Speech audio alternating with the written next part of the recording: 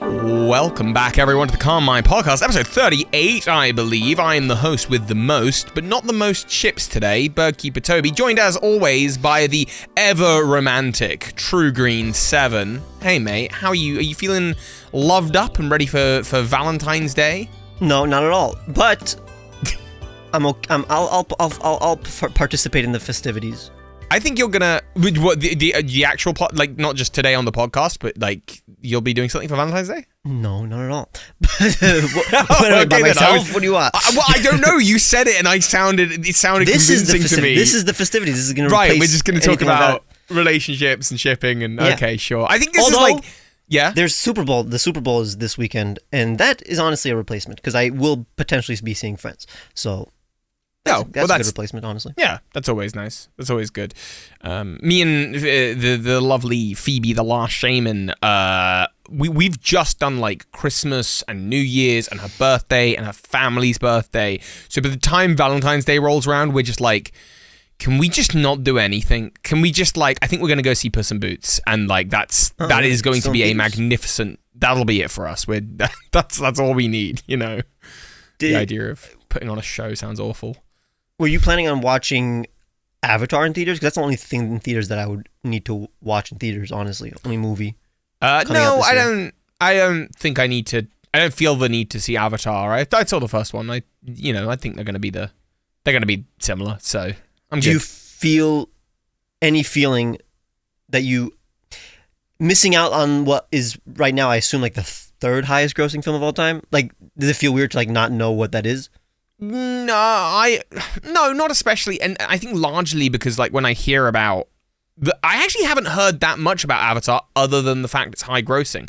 I've not really heard much, like I've not heard people say like, oh my goodness, this film. Yeah, it's the same thing as the first one. You've got to watch it. I've heard more, and so I don't feel like I'm missing out. If anything, Puss in Boots is the one where everyone's talking about it, and I'm like, yeah, I gotta see this film. I don't want to miss out on that. So like that's actually more. What do you feel like you're missing out by not being part of that moment, I guess? Yeah, I feel like if it's literally the third highest grossing film and I talk about films a lot, I kind of should see it.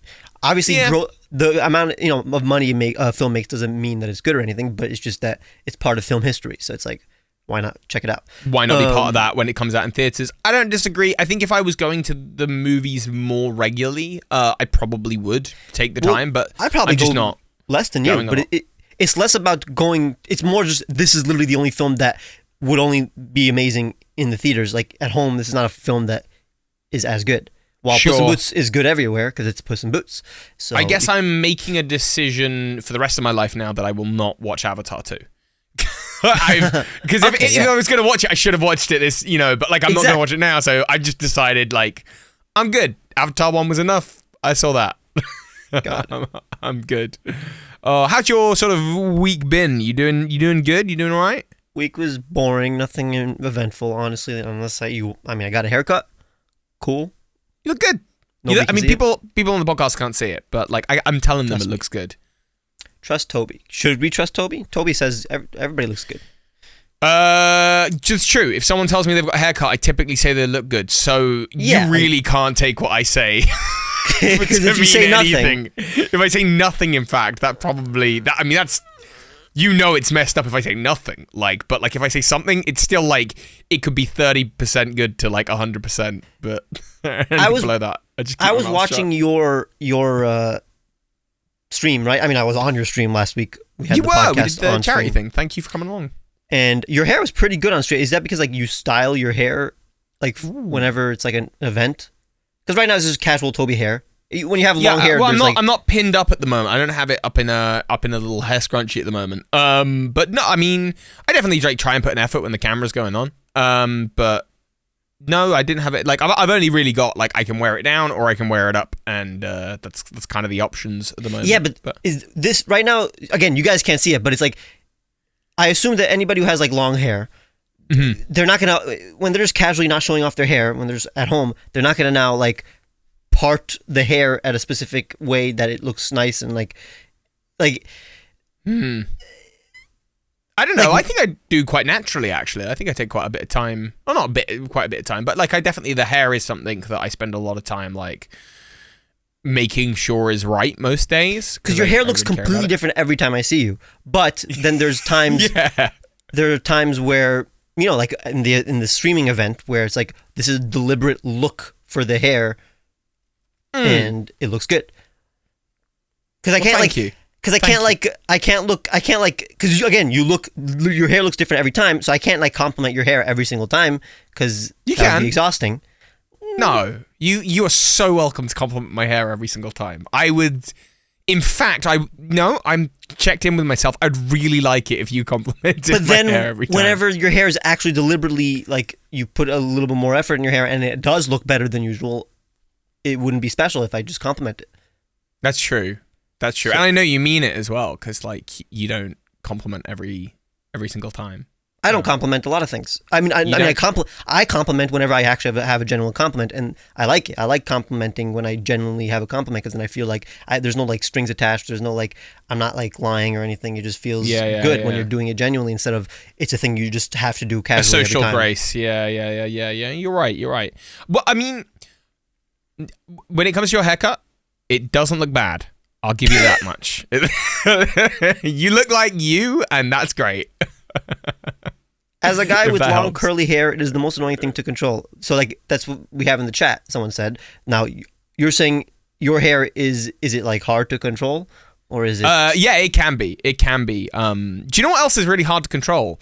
The intro of this podcast, which I realize at this very moment I've totally already botched. Because I was supposed to say that, of course, a thank you to those people who are in the chat right now watching live. Because for a lot of people, you're watching live, and we will, I promise you, get back to my hair. But if you're watching, you might be watching live on YouTube as this is coming out, or you might be watching this 2 weeks later, or listening to it 2 weeks later. That's on Google Podcast, Apple Podcasts, or of course on Spotify. If you want to get there early, if you want to be in that chat, especially if you want to be involved, then we're going to say a huge thank you to our channel members, who right now I think we just got the lovely Lucas Gates. The lovely Lucas Gates, thank you. The name escaped me for a moment, which is ridiculous because we chat all the time. The wonderful Lucas Gates. Of course, we do have a button around our YouTube stream. Just if you would like to become a member, it definitely supports us and helps us out. Thank you very much. See, this week, I definitely didn't nail that. I definitely think that was like the clumsiest intro. But make sure you're subscribed to the Carmine Podcast YouTube channel. Obviously, we've got more episodes to come. We've got a lot more we're talking about. And of course, today we're talking about the hot topic of romance, of shipping with characters. But let's talk a little bit more about me and how I look first. Because, like, I need it. You look exactly like you do in our, like, doodle on screen that everybody can see. I do, actually. So, you did a really good job with that. Yeah.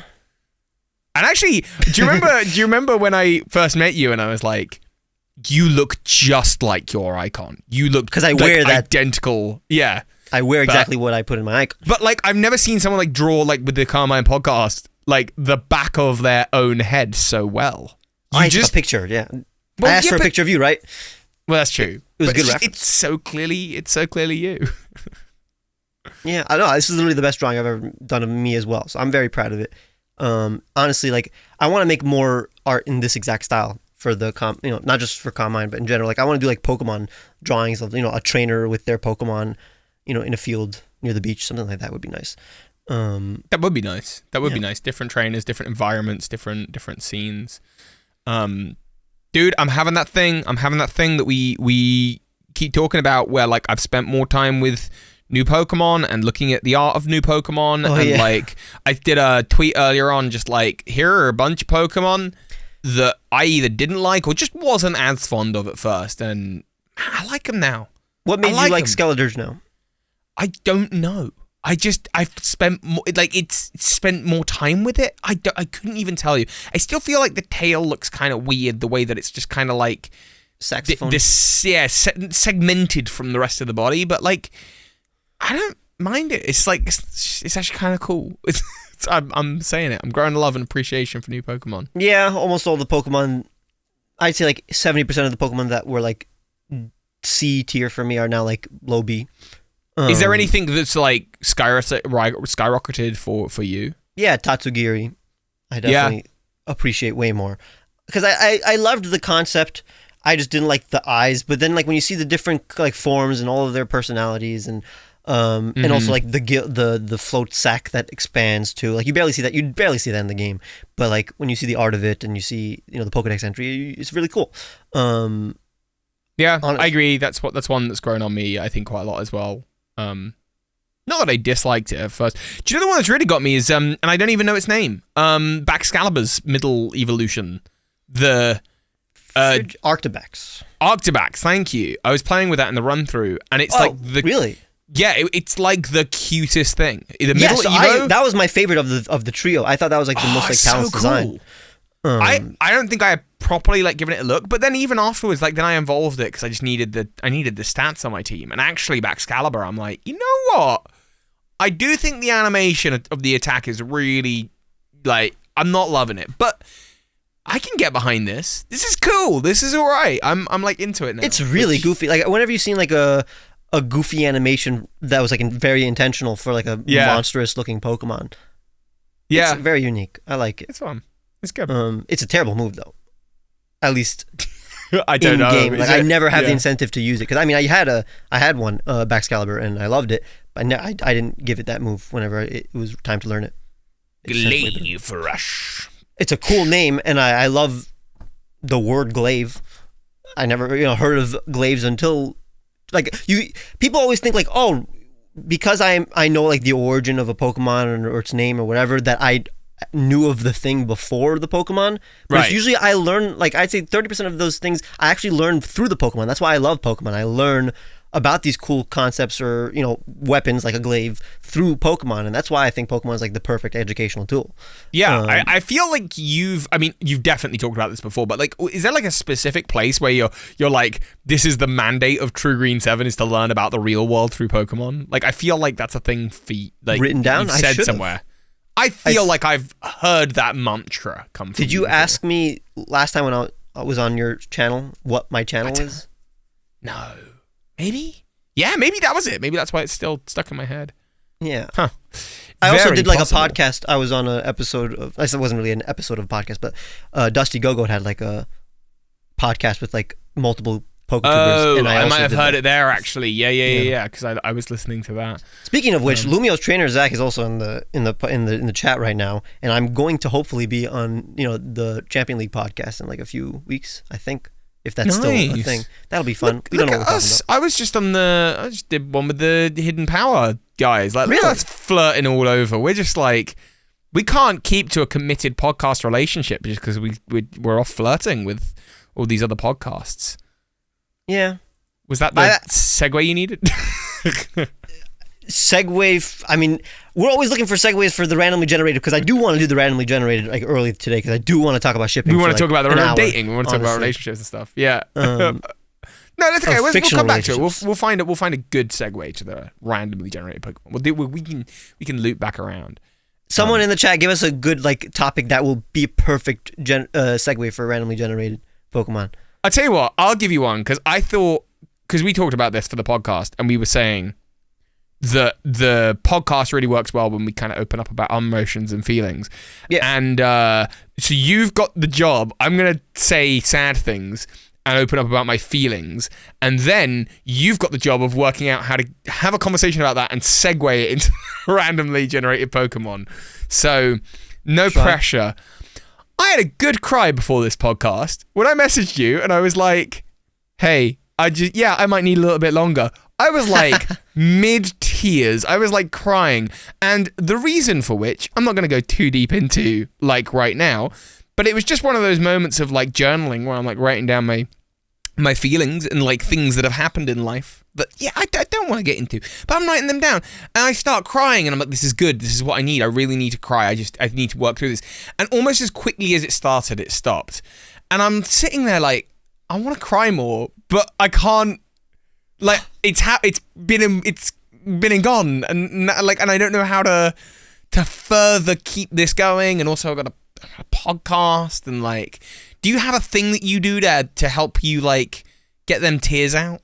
Yeah, like very easily, and that's the problem. That's not the problem, but like that's why I didn't want to bring it up because like to make it about me basically. But it's like I love the fact that I can like cry to like music. I even made like a thread of all the tracks that I've cried to, and I can still like I'd say half of them cry automatically when I listen to it, because a lot of them are context based, like either it's based, it's the music from a scene of a show, or like, I resonate with lyrics or whatever, and then I just have to picture that scene or whatever the context of that song is while listening to it, and like really just get the intention of the artist, and then I can cry. It almost never is for like lyrical music, so like the type of music that you listen to, or.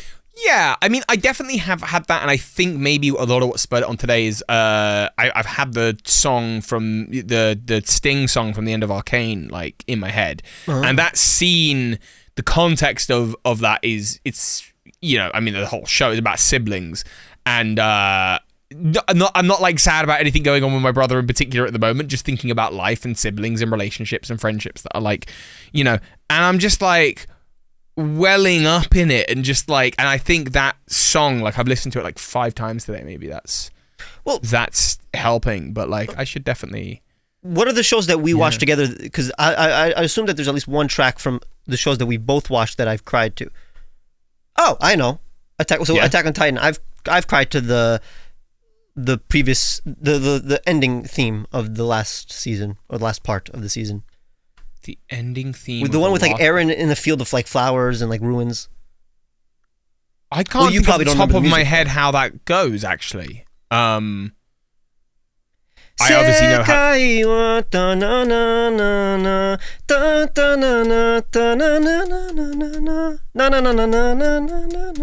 I mean, yeah. I definitely haven't listened to that outside of the context of the show, actually. When I'm listening to it and crying to it, it's always in the context of the show. It's not like I feel like Aaron. It's more like, oh, think of the struggles of Aaron or whatever, or this world. So that's a track maybe you can resonate because you know the context. Maybe if you think of the context with that music, maybe it'll make you make you tear up a bit. Huh. Cool, thanks. Also, I mean, Tears from the Vine, obviously. Well, yeah. Leaves from the Vine, sorry. Officially Tears from the Vine, too. I think when I think about that, obviously that's a song about, that's music about, I mean, it's still going to make me cry, but like, that's music about fathers and sons, and so and war, and like, so I think, like, that's obviously going to hit someone that has experiences in that field a little bit differently. So like obviously it would make me sad, it would make me cry, but maybe like not the correct kind of it's more like just empathy for the character. Like, I'm assuming we both like Iroh. Iroh's my favorite Avatar character. So it's like when seeing this awesome person like cry is like. But then there's crying for the sake of just kind of indulging in some sad, and then there's crying for the sake of therapeutic outlet, and I think for that I'd want the attachment of the scene or the context of the film or the character to be something that lines up a little bit more closely with my own experiences, I guess. So like, because I could just go and watch that scene and I'd probably cry, but like I don't know that it would necessarily have the same kind of benefit. Do you know what I mean? Yeah. So the only time that I've cried to a thing that's actually relative, like has to do with my own struggles too. 2 times. First, I told you not your name, the Silent Voice, the show. Wait, did you end up watching the movie Silent Voice? Not yet, no. But whatever. So that movie, the main character has social anxiety. So at the end, I cried when. Sure.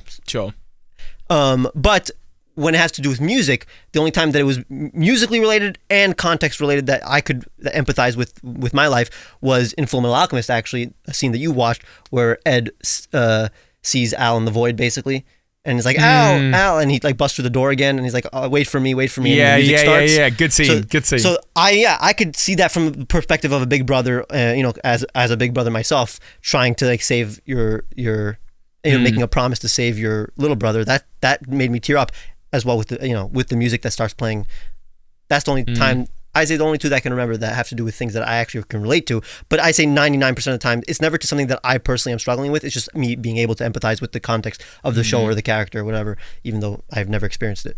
So maybe it's the opposite for you. You have to think of something that you're struggling with. I think, yeah. No, I mean, I definitely can empathize. No, for sure I can, like, I think, have a good tear over like scenes involving characters there where it doesn't really line up with anything that's ever really gone on with me, and it only has to be the slightest thing though that like I think where it becomes a kind of therapeutic thing, because I think you get to sit with characters and scenes and think about like, well, why did they gosh, why did that impact me so much? Like, why does it mean so much to see? And you start to see the commonalities in your own life, even if it's like sci-fi, wild stuff and scenarios, because it's always really about human relationships, almost all media. So, it's always about, parents and children and siblings and friendships and romances. So, Just Call Me Luca in the chat was like, I always get emotional when I listen to the version of Butterfly from Digimon with all the voice actors, which is a thing in anime in general. There's a lot of like anime where they have like, especially famous ones like Digimon and Naruto, for example, has this too, where they get the voice actors to sing the theme song all together, and that is actually really emotional. I agree. But Last of Us Episode 3, did you cry for that? Oh, yes. Yes.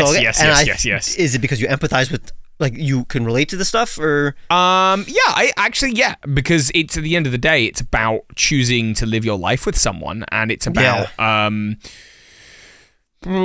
don't really want to say anything that might spoil anything for anyone who hasn't seen it, but it's about choosing how to live. And I think that is something that on a human level, a lot of people can connect with. And that's why I think it's so powerful for people. Like, if anyone in this chat is not watching The Last of Us, if you are kind of over 18 / with parental permission, this is a show that you really should be watching. It's emotional education, and I think it's episode 3 is in itself a short film. I don't know if I told you about this in last week's podcast, I can't remember, but I heard there's like some kind of cut that's like 2 hours long of episode 3. Oh yeah. And I'm like, I want to see that. But I would honestly, it was perfectly paced, unless we get to see more of like the middle parts, I guess, which is what you. Well, I think that's what it would be. Yeah, is seeing more of these people's lives, but yeah, no, for sure. And it's crazy. Go on. It's crazy that like The Last of Us was, a topic that we've talked about in the first episode, because we randomly generated Parasect. If you want to randomly generate another Pokemon, oh nice, that was really good.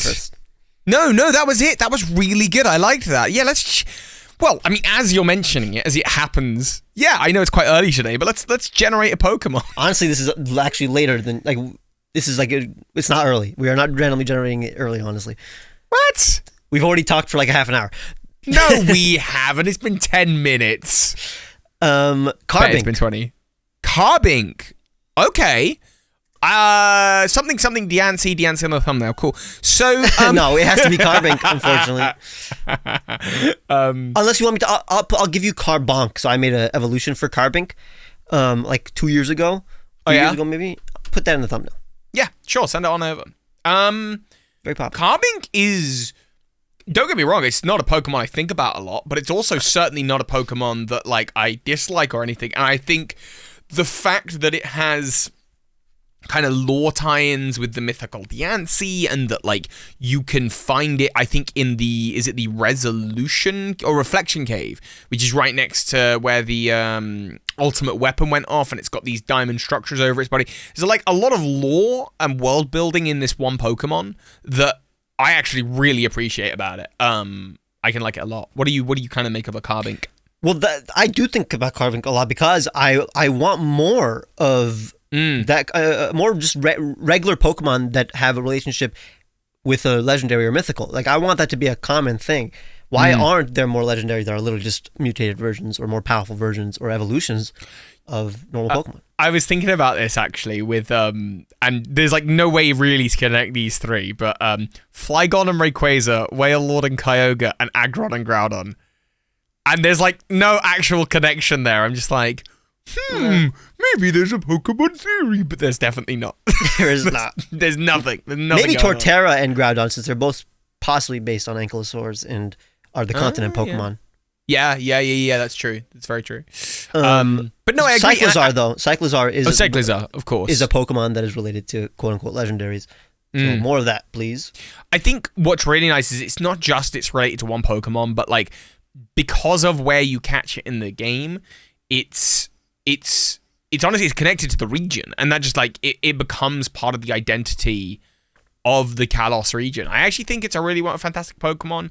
I love the, I think there's some like flavor text about Gible wants to eat them, and Sableye wants to like, I don't know, capture them or maybe eat them as well because of the gemstones and like there's just like a lot of good there. Which is really weird to say because I feel like a Pokemon like Carbink, typically I'd be like, whatever, it's a Carbink. But it's not. It's got a lot going for it. I don't want to have another argument about like the locations in Paldea, but I do want to talk about it because I do want to know your opinion on it. And just the opinion in general of people, because like I don't know why people aren't talking about it. But for example, first, I caught a shiny Sableye in one of the caves in Paldea, which is a pretty cool name. Nice. Goldberg. Congrats. Love him. But the other thing was, why is nobody talking about the fact that we're, after like 2 regions of not having like huge caves, we have a few like huge caves and tunnels in Paldea. Like, I get they don't have like special names. It's not like they're victory roads or they have like any cool gimmicks inside of them, but they are like actual tunnels with like, mazes and like rooms that, Yeah, the one in particular I'm thinking about is the Die Plaza. Is that it? I don't know the names of any of these caves. There's one right in the center, like underneath the main mountain, I guess. Yeah, I love. That's my favorite location in the entire game, where it's like you can go in and out of the cave, like through the mountain, and like there's so many like locations in this one small like block of land. So no, my opinion on this is that it's rubbish. No, I'm joking. It's fantastic. I agree. It's like actually a really fantastic area of the game. I hope they keep doing that kind of thing. I think one of the things that was maybe a shame about like the wild area and the Isle of Armor are like that they're kind of flat and like exploration isn't really quite a thing yet at that point. But like now we're at a point where like you got levels, like there's a mountain on top, then there's multiple entrances, multiple X's, secret rooms, like there's a lot there to enjoy. I'm on board with you. I think this is like something we definitely need more of in Pokemon. And you're right, not a lot of people are talking about it. Maybe it's being overshadowed by other things, but like it is super cool. It is super, and even the cave that leads. There's like a passageway that leads to the Psychic Gym town. Exactly, that one I got lost in. Yeah, super cool, super cool, and it feels very much like a conventional kind of like dark tunnel situation. Yeah. But like also managing that sort of 3D multiple layers. So like, there's a lot of good there. I gotta agree. As Virgo said, interior spaces are hard to model in 3D. Caves are old world dungeons of the top-down like perspective days. So it's like you can't make it like it used to be. It's like literally, it's hard. It's definitely, and Game Freak just doesn't have the time to do that, to put in effort. They could model more things inside of the caves and like make it prettier instead of just like generic cave. But I like the structure of the new ones, as opposed to like the straight up, straightforward like one linear tunnel that Galar has. Yeah, no, I'm on board with that, and that's only a matter of time as they like improve and improve and improve. And it's always cool when you're lost in like an area in Paldea and then you encounter a literally Pokemon Center inside the cave that we were talking about. Like there's a Pokemon Center inside of like the mountain cave. Yeah. There's like a little opening that. Yeah, exactly. It's like, I want to explore this crater, and then you get to Pokemon Center. Oh, finally, I can heal my Pokemon. That's really cool. I like that. It also does remind me of the Mount Moon. The Pokemon Center outside of Mount Moon. I like that. I like when there's a Pokemon Center in like remote areas. Yeah, I mean, I have nothing to argue with you on this one. I'm sorry. Like, I mean, I know you said you don't want to argue, so maybe this is exactly what you wanted. But Ron, I agree. You are an intelligent man. You say things that make a lot of sense. I may be a little bit attracted to you. Maybe we should be in a relationship. See, that's smart because I see. Because you're trying to segue us into... No, I'm trying to ask you out. What are you talking about? Okay, no. Oh, good, because that's actually what I was trying to do. And then I thought you were trying to like deflect by segueing the segment, but now we're on the same page, so that's okay. Ron X Toby. What would our name be? Roby? Roby. Ton.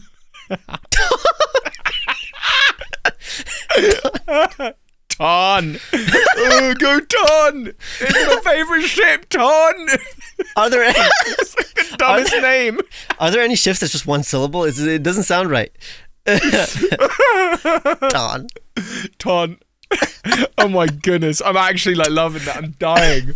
Why did we wanted to talk shit about shit because we were like Valentine's Day is coming up, and then also Ash is like leaving the TV show, and so for some, like, I think like everyone's like, okay, new character, probably the kid. Like, who did he hook up with? And it's like, guys, he's 10. I know you're talking hypothetically, but like, he's still gonna be 10 when he inevitably appears in the new series. But like, I guess it makes sense. If we all grow up with Ash Ketchum, we all want to be Ash Ketchum, and when you're 10, you know, his companions, you're like, oh, I would like to hold their hand and kiss them, I guess. Yeah, I mean, I had crushes when I was 6. Oh, definitely. Misty was like my first crush, I think. My first television crush would definitely have been Misty, for sure. Even though Misty, was like the first like of Ash's companion, I never really had a big crush on her, and I never really, while I liked the ship of Ash and Misty, it was never like my ship, even though like that was the one that was the most like, other than like Serena, that was the one that like both of them mutually kind of.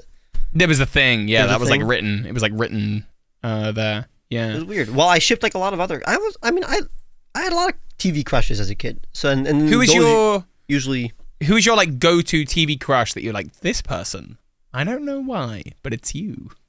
Well, unfortunately, that's not what you asked me to do. I came up with lists of ships, not crushes. Maybe next time we'll do that. Well, okay, but I was going to chip you with these fictional. Okay, no, that's fine. I mean, the first one is literally my number one, like my number one Pokemon ship and number one ship in general. Okay. Is with also my crush, my Pokemon crush.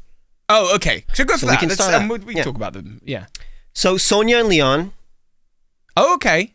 I'm a big Sonia and Leon guy. Sonia is my favorite Pokemon character. Love her. Sonia and Leon, though. I think it makes sense. Obviously, it makes sense. Everybody knows it makes sense. It does make sense. I can see it. That makes sense.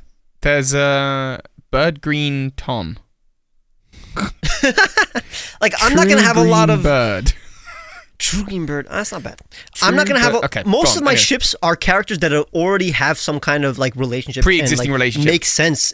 Yeah, according to that the makes author. sense. I don't like the ships where it's like this characters that hate each other unless they're like spicy, you know? I mean, Sonia and Leon, like, do they... Obviously, they have, like, they were once rivals. They're now adults, and they're now, like, you know, like, respected in their various fields. Do they have, like, They obviously have some banter in the games. Is there, like, any moment where they're like, hey, hun. Hey, gorgeous. What's going on? Oh, what's happening here? Because if anything, like, I think Raihan and Leon is the one that most people are like... Yeah, Ryan and Leon is good too. It's good too, but like I don't think the game's actually doing anything with that. That's just I don't think there was any time in the game where they're like, at least more than Leon and Sonia. It's like a trope of like any I guess like a show or anime where two people are good at something and they're rivals, and it's like, I bet they want to make out. It's every anime is that the rivals are the number one ship. So it's like, I get it. And honestly, I do think Leon and Raihan is not a bad ship. It's a good ship. But Sonia is so cute. She deserves Leon. Yeah. Honestly, I'm good with Sonia and Nessa too. Sonia deserves attractive characters to be with. But like, but Sonia and Leon just, I don't know, they were best. I love the best friends turned into what, and then they turn into a romance. Yeah, I love that's my favorite ship. I love that. No, I like that. It's very wholesome. It's very they're best friends, a bit of a rivalry, they kind of push each other, and then it's like, oh, what's going on there? No, I feel that. That's cool. I like that. Your turn. I don't have anything in any particular order, and I know we're gonna do the Pokemon ones first. Actually, and then... I'll do the Pokemon one first. Well, I don't. Oddly enough, other than like Ash and Misty, like I really don't have like a Pokemon ship. Like, there's no one that I'm like, you know, oh wow, I hope when they grow up that's a cute coupling. And I always liked Ash and Misty. I think it plays into, I think the reason it resonated so well when I was like, you know, 10 and watching that show and at that age, I think is like, because their dynamic is so like you know, that playful, like they often describe it as like the guy doesn't know how to, the boy doesn't know how to like express like positive feelings, so they sort of like tug at the girl's pigtails, that kind of thing, and you know, playing on the and like that's the vibe that they have. So it's kind of like sweet and innocent. It's honestly healthier than that. Like, I don't think like Ash has ever done anything, or vice versa.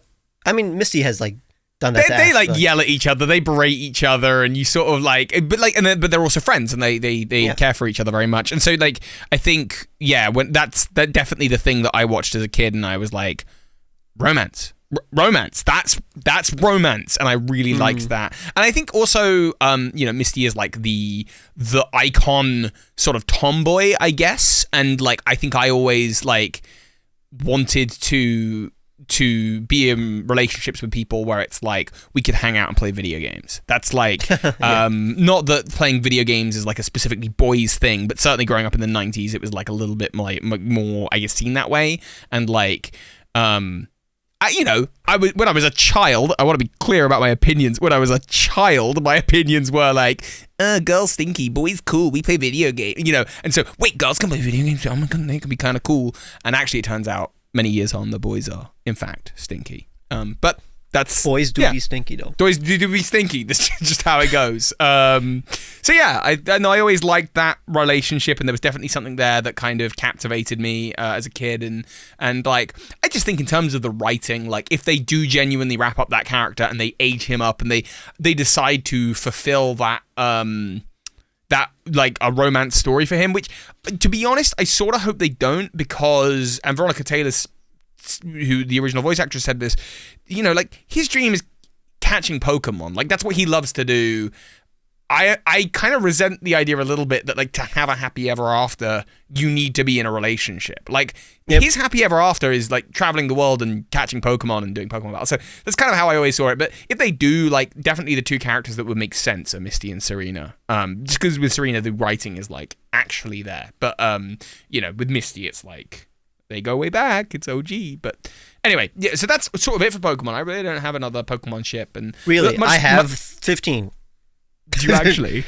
Maybe. We'll go to them really quickly. Okay, just to see chat's opinion and all that. I do see Olivia and Brock in the chat, which was weird to me in the anime that they did that. Because isn't Brock like 16 and Olivia is like supposed to be like very much like 30 something? Ooh, I don't know. I mean, but depends how time works, really. I don't know. I don't think anyone's clear on how time works in the Pokemon anime. Is Brock older by the time Alola rolls around? Like at most 1 year older, even though that is not true. He's the same age probably. But Olivia is definitely an adult, and Brock is canonically not an adult. And it's not like that. Even if she was like 22. Let's pretend that it is fine, even though it isn't. The thing is that she's explicitly like older adult. Like she's supposed to be like the fact that she is single is supposed to be quote unquote weird in canon. You know what I'm saying?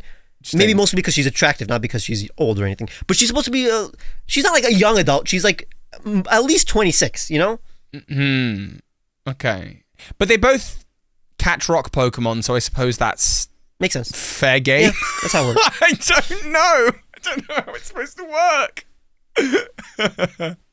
I'm not saying they have like a serious relationship, but it's more like, why did they decide to ship them other than the fact that Brock wants women and Olivia is single and wants a man, and they both are rock types. It's funny. I get it. It's a gag, but also don't think too hard about it. I think is probably the official. If you email Pokemon, I think that's probably their official position. Don't think too hard about it. It's fine. Yeah. Okay, here it's literally, this is an order of like how much I ship these people. Okay. I think. I don't remember. They're all Pokemon. Adamant and Irida.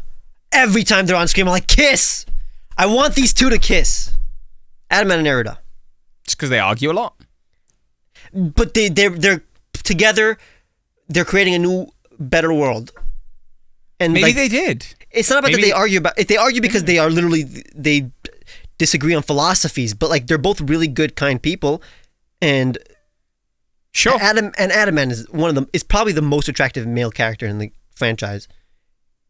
So it's like, sure. The idea that Irida gets him is just like funny to me. I don't know. It's like a good thing. It's like Irida. I like when a partner just so happens to be attractive, and it isn't just they're attractive and therefore that is their whole persona. You know what I'm saying? I love it. Yeah. I love it when characters just so happen to be attractive.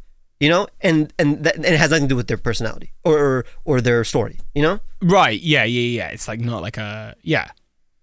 I mean, I could see it. It would check out to me. I actually wonder if that's almost like intended anyway, because like for so many of the characters we know their ancestors, Adam and Irida are the ones that are like up in the air always, and people are questioning, and maybe their ancestor is someone who is a combination of the two, so both, so it would look different. So that totally flies. Yeah, canonically. Cool. So my third Pokemon ship is literally an official ship, which is Kukui and Burnett. Yeah. I love both of them. I never watched it, but like I saw clips, but they definitely like it's like, oh, that's couple goals. We like that. I love them. They're like my parents. I like them. Not my real parents, but more like my anime parents, Kukui and Burnett. They're not like your real parents. They're like your anime parents. Like, for example, like there are some characters in anime that I watch. I'm like, oh, they're my children or they're my grandchildren. Got ya. But like. Sort of. I don't mean I do they're like you. my actual children. I'm being difficult. I do got you. Then we have Ash and whoever I ship him with. I guess Ash and Serena is like, because again, I like the ones that are just the ones that make the most sense in the show. Mm-hmm. So Ash and Serena, I'm fine if that's the one true thing. But I was always like an Ash and May kid as a kid. It's kind of similar to the Adam and Irida, where it's like they butt heads with each other, but they really care for each other. They have very similar, like, there's a similar energy there. And I always loved, there's like a battle that they have that's like a contest battle at the end of the Battle Frontier with Sceptile against Blaziken. Yeah, I loved that. And it's like the complete culmination of their friendship. And I know that's not really got a lot to do with romance, but their rivalry is like, it's, even though she does contests and he does battling, their rivalry is like so clear, and like how much they respect what the other person does comes across at the end of that show. Exactly. So like I always liked that a lot. I thought it was cool. And I think just in the advanced generation stuff, I thought it was cool how Ash was like kind of like May's mentor, even though like Ash is the stupid protagonist. So it was the only time where Ash kind of seemed like intelligent. So like it made more sense like ship him when he was at his most like intelligence. While like after that he also not devolved, but like he went back to like being really really like childlike, at least generation 5 and on. You know what I'm saying? Yeah. Until Serena, honestly. In Gen 6. So whenever Ash feels the most adult, that's when I like shipping him with whoever his companion that makes sense, because like, I mean, I think at that time, while obviously the character design was the same, in Hoenn, I got, obviously I don't know how many internal conversations there were about like Ash's age, but like certainly by the second generation the intention was that he had aged up a little bit, and like in Hoenn it's like you say, he becomes a mentor because he carries over his story, and then in obviously Unova there's a bit of a weird sort of reset, and then X and Y suddenly he feels more grown up again. He's more like a teenager, and so it kind of scales with him a little bit there. But yeah, I see May and Drew in the chat. I was also fine with May and Drew, but it's like Drew's not a very nice guy. Although he did defend May a lot, which was really cool. Okay, it was very romantic. I think I was always fine with May and Drew. I liked May and Drew. Drew always gave me like he's cooler than me vibes, and that I never liked those kind of characters. I always put myself in the shoes of Ash, so exactly. I wouldn't, which I guess is what the show is encouraging you to do as a, you're watching it as a kid. So like Drew was always like a little off-putting to me, and I was like, you seem like kind of an edgelord, kind of cool, like you're a little bit older than your years, and like, you know what I mean? Like, I'm intimidated. But Drew was like, I really liked his design, because I like green, and he was a handsome kid. But I thought that I like whenever like characters who are rivals, whenever there's like a threat to like let's say May, which was Harley, like Drew would defend May. You remember Harley, the weird Cacturn guy? Yeah. So like whenever May was in distress, Drew was on her side, which I really liked, and I like that. I love whenever the rival's on the side of the protagonist whenever they're threatened, which is cool. Now we'll go through like really quickly through a lot of them, because these aren't like my favorites. Oh, actually, one of them is Looker and Annabelle. We got Virgo in the chat. She's literally the most famous Looker and Annabelle shipper. Oliver, go to her Twitter. 50% of the art is literally just Looker and Annabelle stuff. Looker and Annabelle, love that. Love that. I don't understand that as a ship. That they're really? just too. But they're just too like. Don't they just kind of like wake up and? I'm sorry, Virgo's like going wild in the chat. Don't they just like both like have amnesia and have possibly come through dimensions, and that's like what? I don't remember Sun and Moon that well. What was that character story? Did they have a romance? So that's your fault. You go educate yourself. we don't have time because this is actually, I mean, Virgo will be here for, if we had Virgo as a guest, this would be like a half an hour conversation, maybe even longer. I encourage you to actually literally go through like go on Virgo's like Twitter, go through all her media. Okay. And you'll basically see a lot of, comics of them too. And you'll be like, yeah, I get it. I get it now. I'm converted. Okay. Sure. Yeah. I'm down for that. But now we're going to go quickly. Yeah. To the Pokemons. You've got a whole Pokemon list. You weren't kidding. Yeah. You got loads. Gloria and Marnie. I just thought it was cute. Gloria and Marnie. Sure. Yeah. This is very cute. Yeah. Sure. It's a cute little ship. There's no reason. I mean, I think Marnie I'm a big Marnie fan, and I think Marnie is is a very cute character. So like making her like friends with Gloria, and then like, they just have a cute little relationship is cute. Guzma and Plumeria. Is that? Yeah, I sort of actually see that. That makes sense to me a little bit. Canon almost. I think so. Isn't it like she cares for him, but he's like emotionally unavailable, I think. Exactly. And then once he's like disbands, let's say Team Skull, the idea that then they can have time for their relationship is pretty cool. That's canon. Yeah.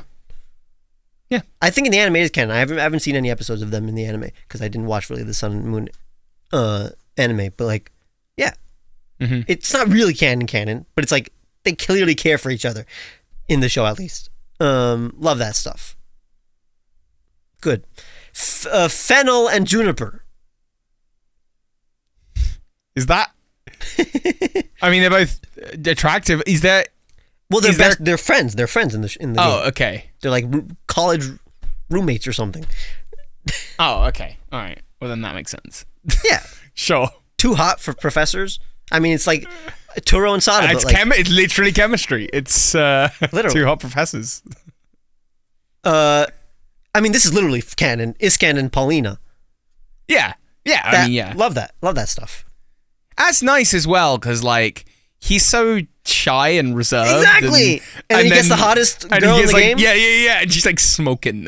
It's like he's like, oh yeah, so I'm She's just very with nice. She's a very nice lady. This is my girlfriend. It's like, whoa, okay. It's no, but that's the thing, that she fell in love with him because he like saved her. I think he saved the Growlithe or something. So it's like that's a hot thing because he's got kind heart and he's just a nice dude. Yeah, I'm rooting for that guy. Yeah. Good for Iscan. Yes. This one is not canon at all. I don't think these two interact in the game. Miriam and Rayford. Which one's Miriam? So Miriam is the nurse. Miriam is my favorite of all the staff. I love Miriam. Miriam is my Sonia for this game. I didn't really interact with her at all. But you didn't interact with the nurse? Nah, dude. She's like hitting on you. It's crazy. Oh, that's I love wild. Miriam. Can I Miriam's the best. Just offer an alternative? Miss Rifle and me? Yeah. Me? Actually, no. So that was okay. That's hilarious because that was originally my thing. That was so when I came to the school, I'm like, let me talk to Ryford first because I want to know her, But then she doesn't want to talk to you. She doesn't like you, She's like very standoffish, and I'm I don't like it. You need to know a lot about Pokemon lore. If you know a lot about Pokemon lore, you got stuff to talk about. So I was like, nah, we'll be friends. Okay, so that's the opposite for me. When a person is not into me, I'm already off. I'm turned off. But like Miriam was totally into you, and she's also like totally my type. But then then you combine the person who's very nice to me and the person who's very not nice to me, and I think like it's it's the classic relationship where it's like the very bubbly girl with the very like hot but like standoffish and like aloof girl. I see. That's a good trope. I love Miriam and Rafe. But then like Dendra is like totally my type in terms of like appearance, but like her personality is not my type. But like Dendra with like either Miriam or Rayford is also popular. And who's Dendra? The fighting type battle teacher. The one with Hariyama. Oh, okay, sure, yeah. The ponytail scar tracksuit girl. Sure. I'm like, it's crazy that I'm obsessing over these like female teachers, and Toby didn't even care about them. Okay, but here's the thing. No, I'll tell you why. I'll tell you for why. She makes you do the stupid psychic gym minigame. Yeah, I hate it, but so I now just don't like her. It's like it was her. She did it. So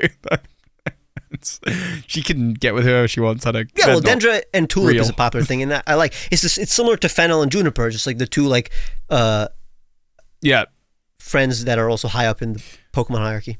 Finally, my final Pokemon ship is Rika and anybody. Yeah.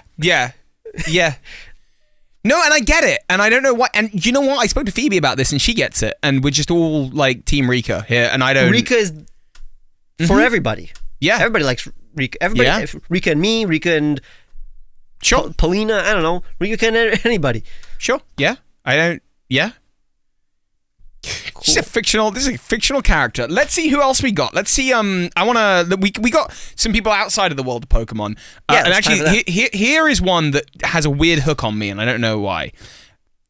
Any Spider-Man with any Spider Lady. I don't care whether it's Peter Parker or Miles. I don't care if it's Gwen Stacy, Mary Jane, Felicia Hardy, or the lady, like the girl from Spider-Man Homecoming. Like any Spider-Man relationship of any kind. Oh, I think it's specifically with the Spider-Man superhero ladies, like Spider-Woman. Yeah, I mean, or any of that. Like literally any relationship that seems to exist between a Spider-Man and somebody else, I root for it, and I find all of them attractive. And I don't know whether it's because Spider-Man, the video games, the TV, the anime, I don't know whether it's because they keep casting and drawing hot people, or whether it's because just the Spider-Men have good taste. They got the senses, but like Mary Jane Watson in this PS4 video game is like she does look good. Stunning, like genuinely stunning. Zendaya, gorgeous. Like any of the Spider-Gwen they're all. Why are they all so attractive? I don't understand. You know what's so weird? Personality-wise, whoever the love interest in Homecoming was, I forgot her name. Personality-wise and like story-wise, although like the twist I loved, obviously the twist in that movie is amazing. Good movie. But like she wasn't like my favorite one, but like that actress is so beautiful and it's so weird that like they wasted that. Like she was like I think the most attractive like love interest of Spider-Man in anything, and they didn't really do anything with her. Like they just like she unfortunately got quite sidelined, I guess, in that movie, which is a shame because I'd like to see more of her, acting wise as well. She's great. Yeah. Obviously she's I really just enjoy Spider-Man dynamics. Even like there's the DLC for the PS4 game where you meet like Black Cat, or is it Catwoman? It's Black Cat. Black Cat, yeah. Felicia Hardy, who's I think it's Felicia Hardy is the name. I might be saying it wrong. Felicia is Black Cat. Felicia is Black Cat, and like she's like kind of she's on the rooftops. No, it's Felicia. Never mind. She's on the rooftops with Peter Parker, and she's like teasing him and toying with him. I saw that. And then they're like, he's like on the phone to like MJ, like, we kind of dated, and now I gotta help her out on this mission, and it's like a totally different dynamic, and I love all these relationships. I feel like Spider-Man, it's such a big thing for him is his relationships. So, yeah, I don't know. It's just a thing for me, for sure, that I root for. No, I agree. I think I've always rooted for anybody that Peter Parker was in a relationship Also, with. his girlfriends just like die a lot, so I guess he needs to. They need to, and he gets rebooted a lot, so he gets a lot of opportunities. I guess my favorite was not plot wise because I think they made the plot. So Gwen and Spider-Man in the Andrew Garfield. Miles. Oh, wait, what? Oh, sorry. No, that sorry. too. That's a good one too. But like the Andrew Garfield Spider-Man and Gwen, the Emma Stone Gwen. Yeah. I liked a lot, honestly. Yeah. There were times where they were written weirdly, like he was like kind of stalking her, and like Spider-Man in the second one. And, He's got you on his computer. Oh yeah. But whenever it was wholesome and normal, I thought that was the best because I thought the Tobey Maguire one with Okay, actually, that's Mary the one Jane. I'm less. Actually, that is probably the worst one. That one's kind of weird. It's not my favorite. No, same. But I love this. Yeah, I love the Zendaya and Zendaya. I love the Zendaya and Tom. It's so hard to unlock the names of every actor while you say their characters. Go on, give me. You Holland. You have some non-Pokemon roles, right? Relationships, right? Korra and Asami. I'm a big Korra Asami guy. Yeah. Huge Korra Asami. Yeah, and I thought that was really, really well written. And I thought that was it's really perfectly written, but It's not their fault. They couldn't really do anything. No, the only thing is that I sort of... No, I do like... I was thinking, like, I wish there was more setup from it from, like, earlier seasons, but actually, no, I like that it kind of blossoms quite naturally later down the line. Yeah. I think that's a really nice relationship. I loved how in season 3, when they start, like, to actually hanging out, like, there was no ill will because of their previous relationship. It was just like them naturally hanging out and liking each other. It was very cool. Yeah. Well, actually, if anything, they kind of, because they both dated, is it Marco? They both dated Marco, and like I think that was oddly a sort of bonding point for them. Is like that they've it's cool. Kind of dealt with that guy, and so and he's off doing his own character growth with, and he's awkward again, and whatever else. He's awkward around them in season 3. Yeah, and it's a really nice. It's a really nice dynamic, and I think what's nice is that it's a dynamic that we don't get to see a lot of in television in any form, just because like I don't think I know of a lot of programs where gay or bisexual characters get to kind of explore both sides of that, and certainly not with the partner of someone they used to date. So like I think it's like quite a niche thing that we don't get to see a lot of in TV, and I'm like, I kind of really like that. That's a really fun dynamic, and it's totally normal. Like people all the time date and end up in dating like circles. Like we all know people who have like, everyone in their circle, they all dated each other at some point or another. So like it's a super normal thing, and it's kind of fun to get to watch those dynamics at play. And anytime that like Mako was showing feelings for Korra when he was dating like Asami, for example, I think it was very healthy that Asami was always just blaming Mako. She never hated Korra at any point. Yeah. Which is very nice. Asami is one of my favorite characters from Korra. She's a tragic character, man. Very much. Everything with her dad is like Sucks. is heartbreaking. But yeah. No, I'm glad you wrote that down, because like I actually really I agree with that. If we're gonna stay in my final Avatar franchise ship is I'm a Katang guy. I'm a Katara Aang guy. Okay. It seems like straight men usually are Katara Aang guys. Okay. Women are very much Katara Zuko. And everyone's secretly Aang Zuko. No, well maybe, I don't know. I am very much no, I like the Katara Zuko relationship seems to be platonic. I think it takes a lot for them to grow. I mean, and again, like this is we're witnessing them all at times when they're kids. So the idea is like this is after they've grown up or whatever. But like, and Aang and Katara don't even really get to begin to explore that really until the very end of the show. But like, with just a simple kiss. But I think with Katara and Zuko, it's a very beautiful thing that they were on opposite sides of literally a war with like different philosophies and different like, and for them to be able to become friends who help take down a common enemy together is like an incredibly gorgeous thing. Yeah. So I definitely Katara Aang, and also again, I think just from the ages when I watched those shows, it puts you in the feet of the protagonist. So like I was Aang and I wanted to kiss the pretty girl. So like I was, Katara makes was like, sense. so I kind of shipped that as well. And vice versa, like girls being teenagers during the time, as Virgo said, we like Zuko more than the 12-year-old. It makes total sense. That makes sense. And Zuko's literally the best character in like one of the example of like the perfect character development in all of like fiction. So it's like it makes sense for you also to like the character that is also an amazing character himself. Yeah. And is also a hot guy.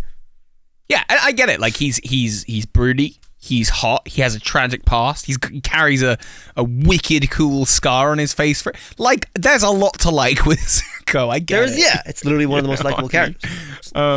He's like like you say, the antithesis antithesis is the wrong word, but he is like the prime example of a tragic bad boy.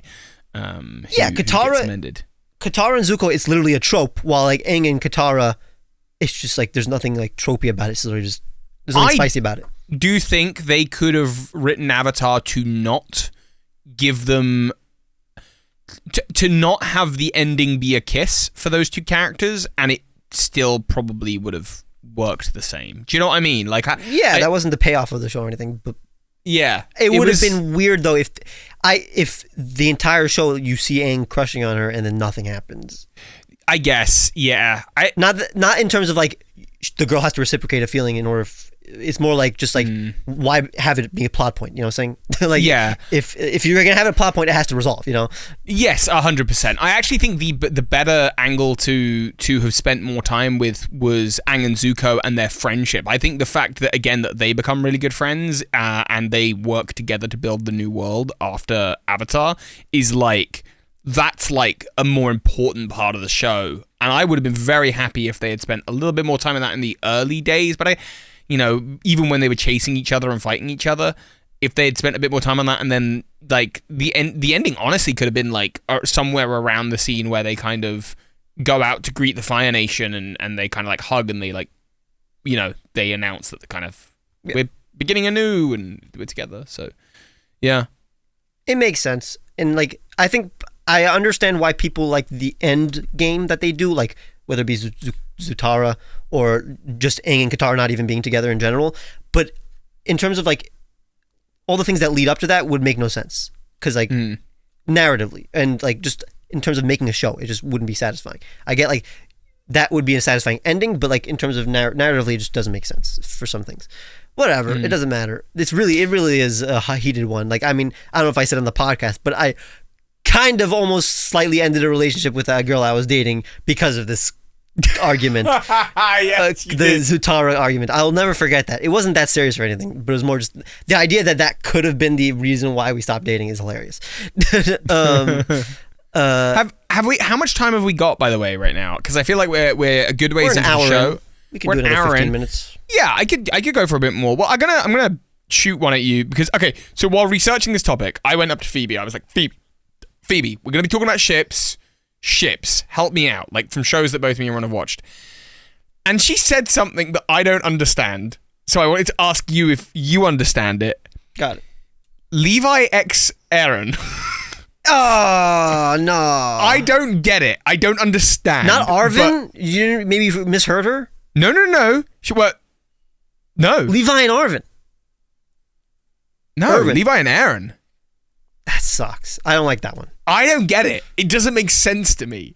And then she's like, or Levi and Irvin. And I'm like, Levi and Irvin makes sense. I like that. It makes a little bit more sense, but like, even then, like, is that? I feel like I'm stretching, but apparently, like Levi X Aaron is a thing, and I'm like, what do they do? Just yell at each other, like fight each other? Is that like? Yeah, I think it's more like they're yelling and then they start kissing. That's what people like.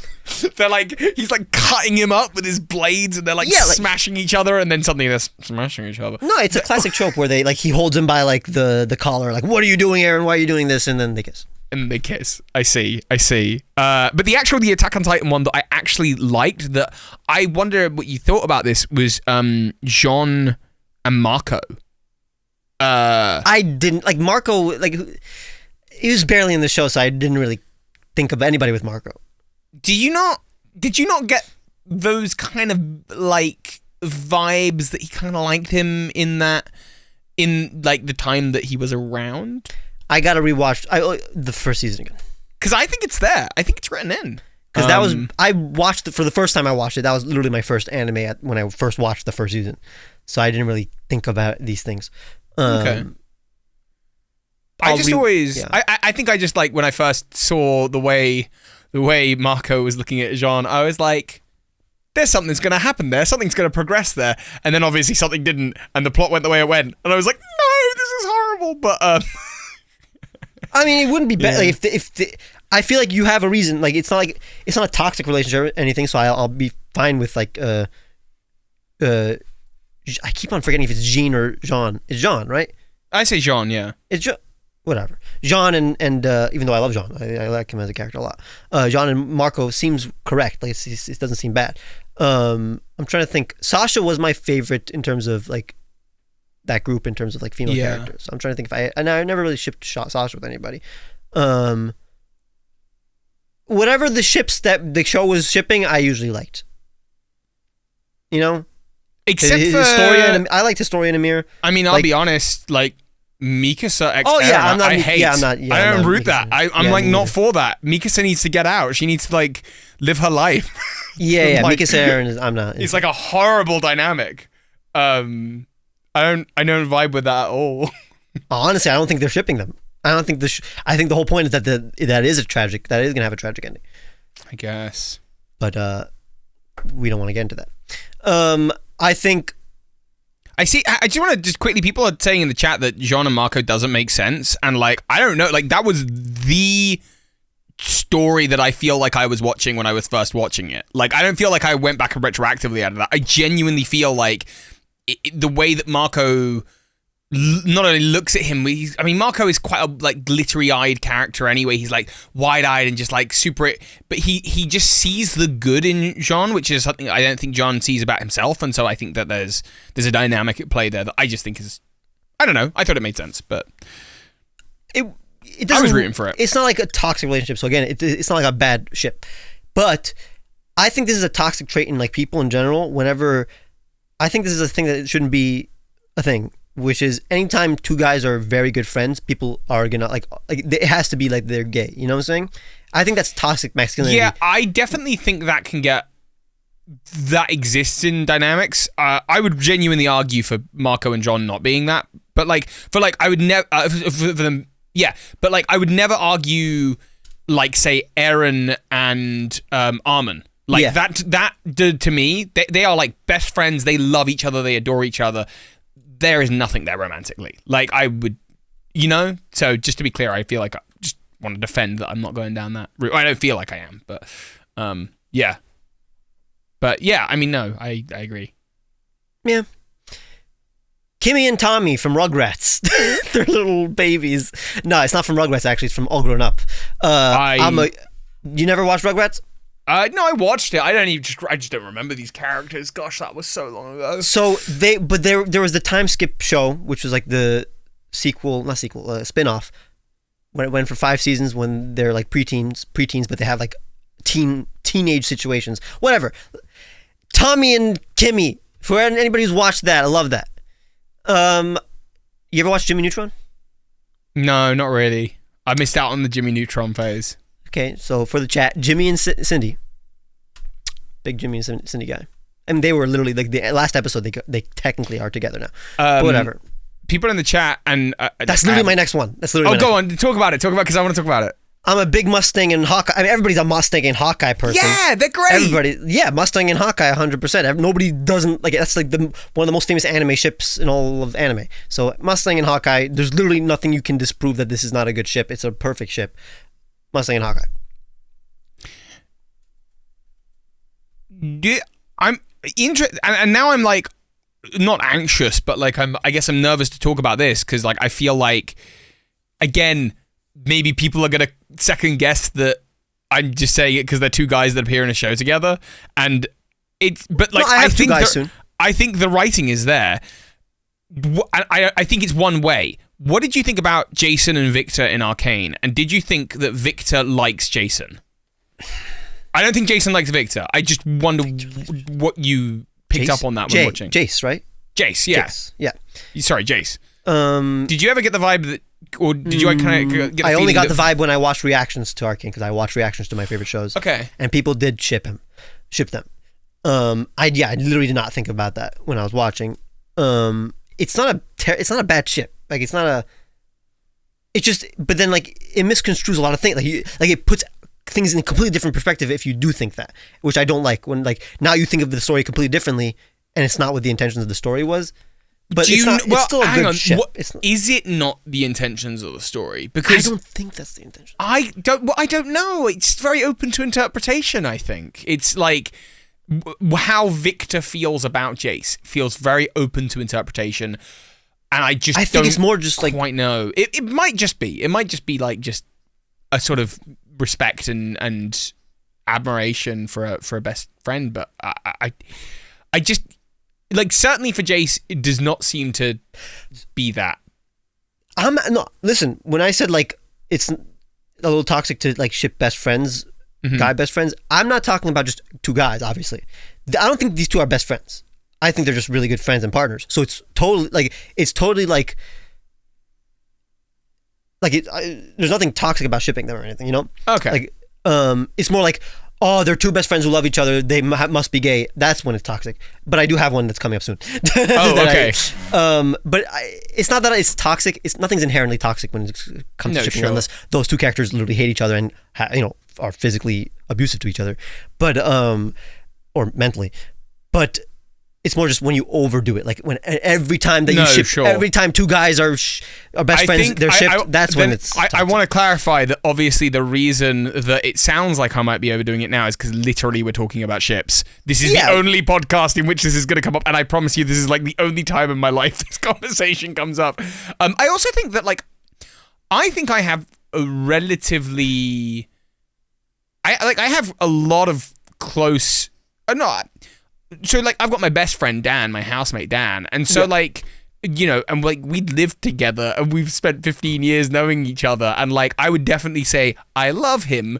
I think I've got a pretty healthy perspective, though, on, I love him. I don't ship us. Well, I mean, no, but, I think I have, again, there are friendships say, Armin and Aaron, where, that's those just me and Dan. It's just it doesn't make sense to do that. It's only really if I think it's in the writing somewhere, which I really do with. I could agree. I could agree with Jason, Victor. I think maybe at the time I was like, oh, Victor's gonna get with Caitlin, and I mean Jace is gonna be with Caitlin, and then you're like, no, Caitlin and Vi is that's the direction. Which I also love. Which I love that so much. Caitlin and Vi is perfect. Yeah, that is obviously intentional. I mean, it's literally intentional in the games, I assume too, but. Victor and Jace. There's nothing bad about it. It's a good ship. It was just not inherent to when I was watching it. I'll watch it a fourth time and we'll find out. We'll find out if it's more, if it's better. It's not bad. It's not bad. There's nothing wrong for. It's not a bad ship. I'd endorse it. Because especially now that he's not getting it together with Caitlin. Caitlin and Vi though, that's amazing. Caitlin and Vi. They're good vibes. I love that. Okay, so here, anime you haven't watched, but anime I recommend to everybody. It's one of those animes that everybody's like, that's one of the best executed anime of all time. Hunter x Hunter. Hunter x Hunter 2011. Hunter x Hunter. Okay? So the two protagonists, Gon and Killua. Killua is my second favorite character of all time. Gon and Killua are literally two best friends. They're 12, so whatever. But they're just perfect for each other. They're just two sides of the same coin. They're like yin and yang, but they're just so good best friends. They love each other. This is the only time that I ship two guy best friends. Okay.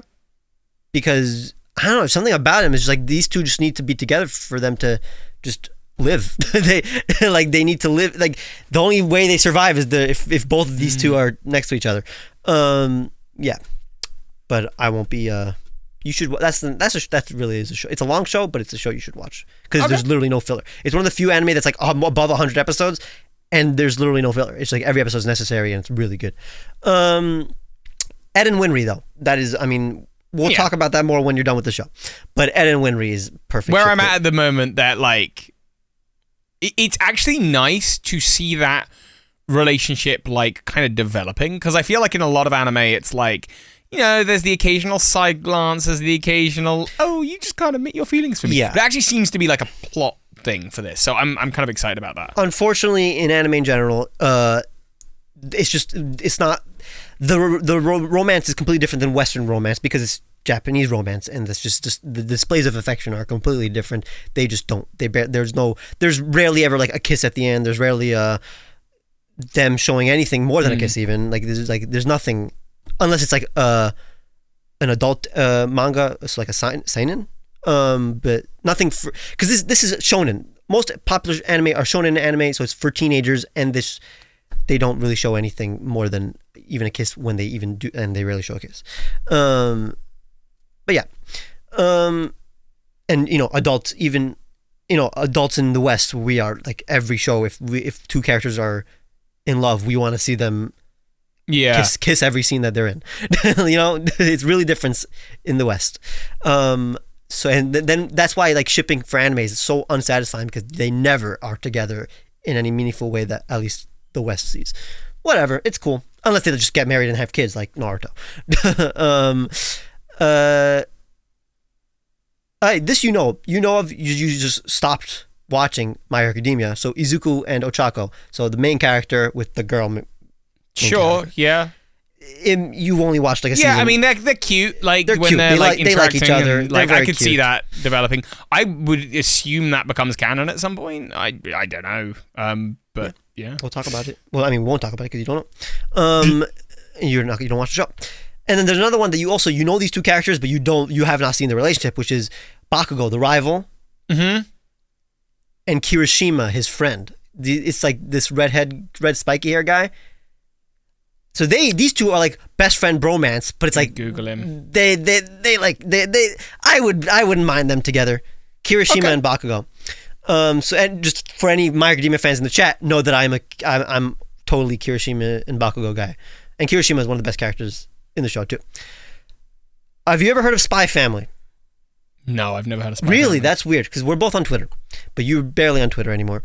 And it's everywhere on Twitter the last few... It's like... Oh, my friend has one of these characters as a profile picture, I guess. Yeah. Talking about Spy Family? Yeah. Yeah. So, Chainsaw Man and Spy Family were like huge the last season. So I expected if you heard of like Chainsaw Man, maybe you heard Spy Family.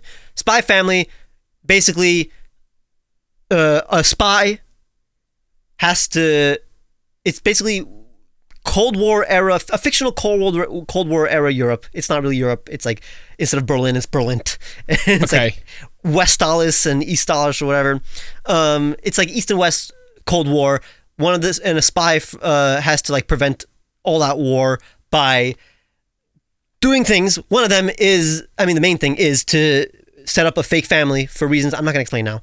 Set up a fake family. So he adopts a girl, an orphan, who's like one of the most famous characters in anime now. She's so adorable. She's so cute. She's also a psychic, so she can read minds, and it gets her into a lot of trouble. So the spy, who's on a secret mission that he doesn't tell this girl, but the girl knows because she can read his mind. So it's a hilarious thing. He also has a fake wife who is an assassin. And so the spy doesn't know that the assassin is an assassin and the girl's a psychic. Each person doesn't know each person's secret, basically. Okay. This sounds like a great premise. I want to watch this. Actually, don't say it anymore. It's a comedy anime. I want to watch this. This sounds like a great premise for a show. It's funny. It's very wholesome and charming show. But so this fake wife, they have to pretend to be a family. So this fake wife and husband, they're not real wife and husband, but people, I ship them together. Everybody ships them together. Because first, Yor, one of the most attractive anime characters of all time. It's one of the first, just like, everybody's like, yeah, Yor is the hottest thing ever. Everybody on Twitter, Yor is the wife, the assassin wife. So her and Lloyd, the spy, I ship them, and everybody does too. So it's not a spicy ship or anything. Everybody loves Yor. Yep, that's that. And the final anime one, again, that you don't know, just to put in the chat, Kaguya-sama. So Kaguya-sama Love is War is probably the best comedy anime of all time. I would show this to anybody who wants to see a comedy anime. The whole point is these two high schoolers who are in this private school, that one's the president of the student council. The main character is the vice president, Kaguya. She's from a rich family because it's like a private school in Japan. And the president is from a poor family, and he's ascended he's become like basically president of the student council. He's like the most popular kid in school, but all through his actual like doing. Like he's very smart, he's very kind, he's very cool, and very competent, right? So he can't basically let down his guard. And he has to basically, the vice president and the president love each other very much, but they can't really reveal each other that they love each other because of their pride, basically. And it's basically this whole comedy show where it's like, them trying to make the other person confess because they don't want to confess because of their pride, basically. But you basically ship these two, and it's the cutest thing ever. That's it for the anime stuff. The rest you would know. The last four.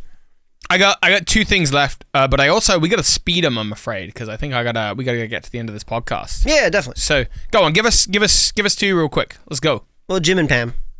Yeah, obviously. I mean, yes, I spend the whole first 2-3 seasons going for that. Yeah. Yeah, we don't have to talk about Jim and Pam. No, sure, everyone knows. Did you watch Parks and Rec in the end, or you only watched the first season and hated it? I've watched like the first season and a bit. Sucks. So I can't tell you. I know who you're gonna say. Yeah, Chris Pratt's character and Aubrey. I wasn't, because that's just like so obvious. Oh, okay. But yes, I ship them too. But they're literally. I can't talk about the end games of relationships and anything. No, so I can't. Sure. But all the canon relationships in the show, I ship. That's I was gonna say the main character relationship, Leslie and whoever she gets together with. Okay. Beautiful relationship. Monica and Chandler from Friends. Yeah, they're good to watch. They're great. Very loving relationship. I like it a lot. Who's Jesse and Becky? Oh, you ever watch Full House? No. Okay, so Full House, one of the most famous. I mean, was it popular in the UK? I've never heard of it until this moment. You never heard of Full House? So that's one of the most popular sitcoms from like 87 to like 95, I think it ran. Huh. But it's like, for example, American kids, whoever has Nickelodeon, they have Nick at Night. So at night, you watch Full House. Okay. And like Family Matters. You ever heard of Family Matters? You've heard of Steve Urkel, right? I definitely have heard of that. Yeah. So all these very famous sitcoms had reruns on Nick at Night. So on Jesse and Becky, for anybody out there, that was probably my first ship. That was of like real characters, of like live action characters. It's a cool relationship. Cool. I'm not gonna explain why, because it doesn't matter. I don't know. It's a sitcom. It's a normal relationship. It's not like two star-crossed lovers. One has fire powers. One has ice powers. It's literally just a guy and a girl. My favorite like movie ship, and I think it's an interesting one because it seems like really dumb and obvious, and like, oh well, of course, is Harry and Sally. Harry and Sally. And it's just because it's like that movie could have ended differently. Like, I do think there is an alternate version where they're like not in a relationship, because I think the whole point is, can men and women be friends? Yep. And obviously, like, yes, they can. That was like the point of the show. But they also wanted a relationship, and you do spend the whole movie like, please get together. But I just think they're interesting, and I think they're an interesting couple to observe. And I love what I see there. Definitely one of the best written rom-coms of all time. And I like, if I watch way more rom-coms, which I don't, I'm not a big rom-com guy.